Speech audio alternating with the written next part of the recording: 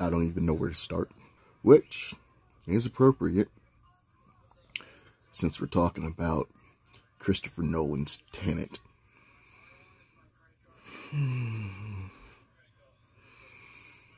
Oh, what the fuck? So I'm wrapping up my Christmas break yesterday, and just flipping through HBO Max, and boom, there's Tenet. Always meant to watch it. Let's go ahead and get this out of the way with. Let's see what we got. Of course, the trailers looked interesting. What I can remember from the trailers, what I could tell from the trailers is I knew it was going to be like another heist film, because Christopher Nolan and his heist movies. This is his fetish. It's what he loves to do, heist movies. You know, bank job movies and throwing a bunch of fantastical shit in there. Which overindulgence in the visuals is actually the problem. This movie was so stupidly convoluted and complicated and overcomplicated and ridiculous and confusing that, what the fuck? It's really, what the fuck? Alright. I love Inception. Alright?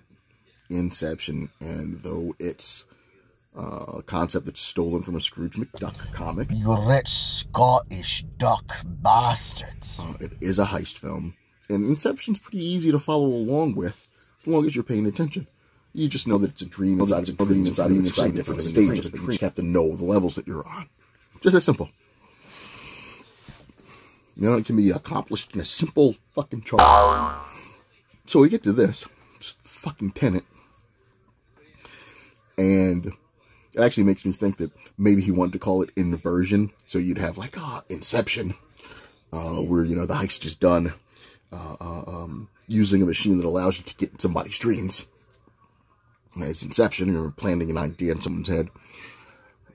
And then this one's inversion. So you're inverting time and the manipulation of matter to your benefit.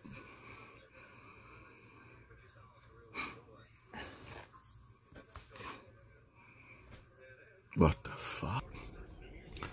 What a fucking mess of a movie and a waste of time. It's so appropriate. Okay. Alright, so let's deal with the concept. Let me tell you what Chris Nolan's problem is. So he's got this thing for heist movies. And he's got this thing where he likes to use practical effects. So he likes to see some grandiose, overcomplicated sequences that he likes to capture. You know, IMAX cameras or something nuts, right? I go back to Dark Knight Rises, which I will watch, but I hate because it's stupid. The mid-air heist of the plane. It's completely pointless, and it was fucking stupid, but it looked cool. Hello. So that's why it was in the movie. Because Chris Nolan said, hey, you know, it would be cool if we did, you know, a hijack and a kidnapping right in the middle of the air. When you could easily just kidnap the guy on the ground, or whatever.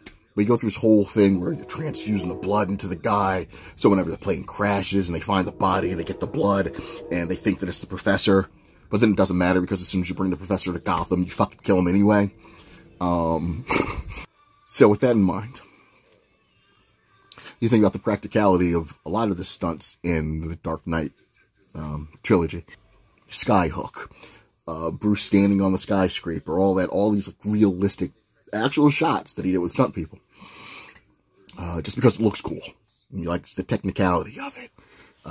Like Michael Bay. I can remember Michael Bay put the wingsuits, the Navy SEALs or whoever it was in the wingsuits, and what is that garbage, Transformers 3? Because he saw the story on 60 Minutes. He's like, hey, that looks pretty cool. And I'm like, yeah, it's pretty cool, but, you know, Nick Fury was rocking that shit way back in the 60s, right? Mad props to Jack the King Kirby and Joe Steranko. But he saw that story on 60 Minutes. He goes, hey, I want to put that in my movie. So he just fit it in the movie. And so you remember, you have all the guys that come in the wingsuits, but then they all get killed immediately anyway, so it doesn't matter. Yeah. So, the Tenet. I imagine Chris Nolan singing in his head, how can I make a highway chase? You know, how can I put my mark on a freeway chase? He goes, oh, what if the one car's driving backwards the entire time? Oh my fucking God.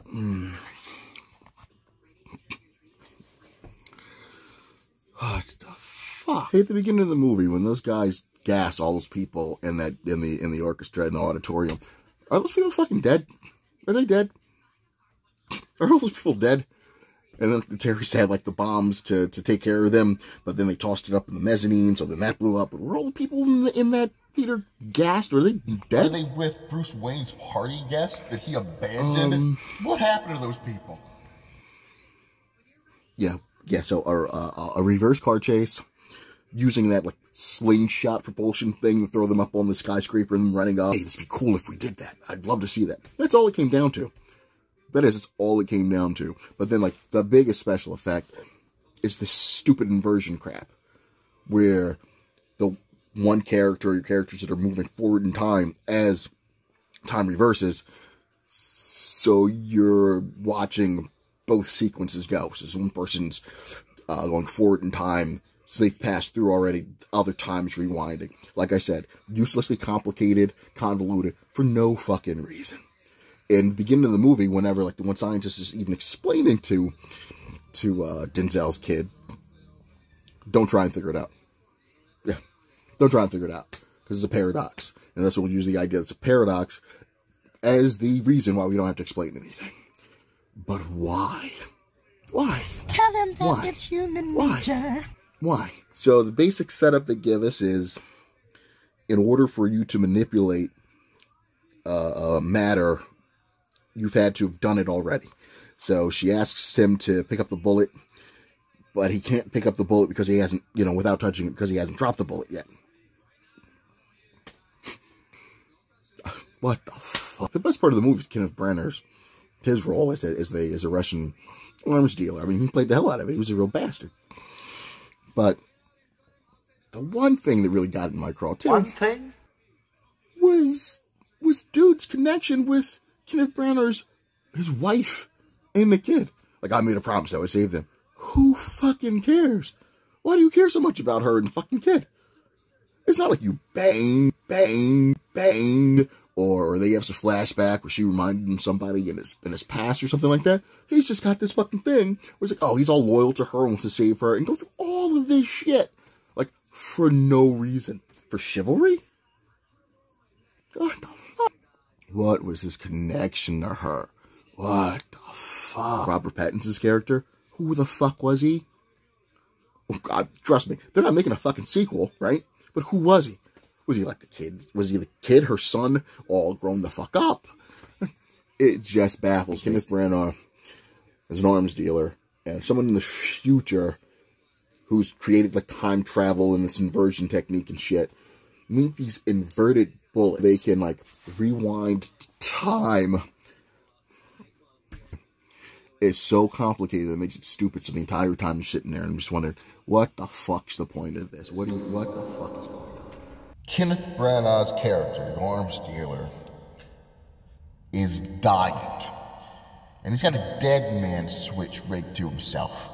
So that whenever he dies, the coordinates, the location for this artifact, this thing called algorithm, will be transmitted to people in the future who want to use it to reverse the ravages of global warming on the planet. What the fuck? And I wanted to like it. I did. I really wanted to like it. But it's no fucking Inception. The highway chase. You know, we're watching the car go backwards, and then we get the other side of it. Whenever you see it's him, once he goes back in time and he's driving this way, so it's him in the car, like all this other type of shit. They spent so much fucking time on certain parts of the movie that it's just like, hey, that doesn't matter. Like, okay, there's this whole thing about this painting, this print, and it being a fake, and this is all involving like Kenneth Branagh's wife. And listen, so it's this whole, again, the whole heist movie thing is why this is thrown in there. So there's the point when they have to go rob the bank or gallery or wherever the fuck for this fake fucking painting or whatever, it's print, all right? So that's a whole big thing. And none of that matters. It's all fucking stupid. It makes no sense. And actually, I refuse to watch it again. And I'm not even going to look up anything on it to have it explained to me, because the movie should have done its fucking job. Wow. Not just wow. It's like, fuck. It's like to be like over-sophisticated and try and think so over the top that, yeah, it just gets lost and it's pointless and it makes it uselessly confusing. Holy shit. There's a point in the film where we're in these rooms, and it's actually the turnstiles. This is how you can travel back and forth in time and shit. The room's separated. The turnstiles are separated. So the one side of the room is, let's say, the present, and the other side of the room is the fucking future, okay? So you come in, and you see bullet holes that are in the glass, okay? Kenneth Branagh brings his wife in, and he shoots her. Well, I like him already. So understand, we see the bullet holes in the glass already. So when he shoots her, he's reverse shooting her because he's shooting her with an inverted bullet. Meaning that in the first go-round, he shoots her through the shoulder, straight up, bullet out of the gun, into her shoulder, into the glass. Scheißenfinster. So in the other side, so he uses the inverted bullet, and it goes through the glass, comes out of the glass, back through her shoulder, and into his gun. And so since she got hit with an inverted bullet, it's gonna ravage her body because the bullet has, it's an inverted bullet. So the entropy on the bullet's different. So when it hits her body, she's like all fucked up.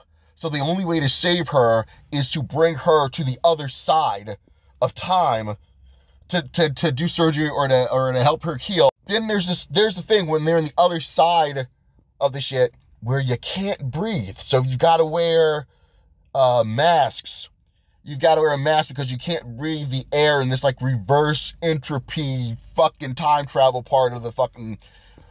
No one in their right mind was going to sit there and say, hey, these guys are traveling through time and they're doing all this shit with entropy and polarities and all this stuff. Hey, shouldn't they be wearing masks? No one's fucking thinking that because it's not like the fucking movie's scientifically accurate or anything whatsoever.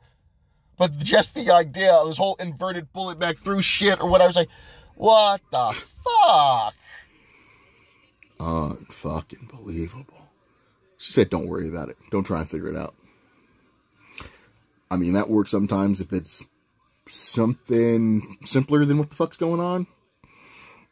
But between all the soldiers that are traveling through, you know, this one, and they're going reverse, and they show up at the beach, and they're storming the compound, and all the other shit's rewinding around them, and they're blowing it up. It's like, again, this is done purely for the idea, hey, what would it look like if I did this? I think this would be a cool effect.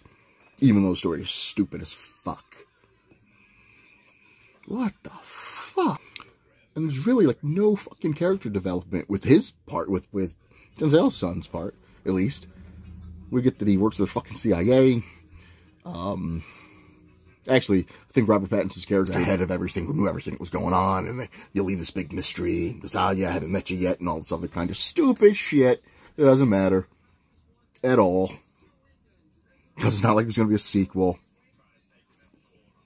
It was so confusing and fucked that it wasn't even enjoyable. I think like 10 minutes in, I was just pissed at, yeah, like 20 minutes in, I was just pissed at how stupidly convoluted it was for no fucking reason. Trying to be over-sophisticated for no reason, because this is what I expected. It's got to be like smart. Okay. Sound of My Voice. Watch Sound of My Voice. If you want to see a simple time travel movie, watch Sound of My Voice. No special effects needed. No buildings being blown up. No cars driving backwards down the freeway. What the fuck? But while I'm on the subject of Chris Nolan, and I'm talking about Inception, there's one thing that they could have changed in Inception that would have added an awesome twist to the movie. Now, hear me out. All right. So, you remember how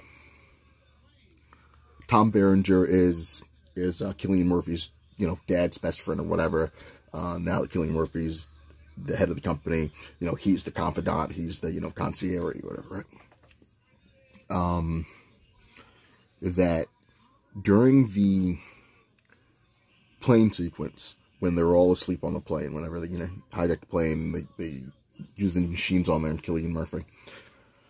Tom Hardy's character, remember, he's in control of, I just call it a changeling net, and I always just call it a changeling net because it was what was used in the first episode or the pilot movie of The Gathering, Babylon 5, but it's what Black Widow always uses. It's what she used in Civil War when she was Ginny Allgutter, and it's what they used in spoilers. But I just call it a changeling net where you can change your face. And it was Tom Hardy's character to use a changeling net where he looked like Tom Berenger, right? And the whole point of him looking like Tom Berenger was for Cillian Murphy trusted him because he knew that guy was his dad's confidant and whatever. What I thought was going to happen would be, while they're on the plane, Tom Berenger actually, he pays off, the people in the plane, the stewardesses, everybody, and he's actually in the plane, and he actually uses the machine, and he's in there so he can get the combination. And they just think that it's Tom Hardy using the changeling net, but in actuality, it was Tom Berenger. Yeah, so that one little tweak could have made Inception that much cooler. Die! You rich Scottish duck bastard!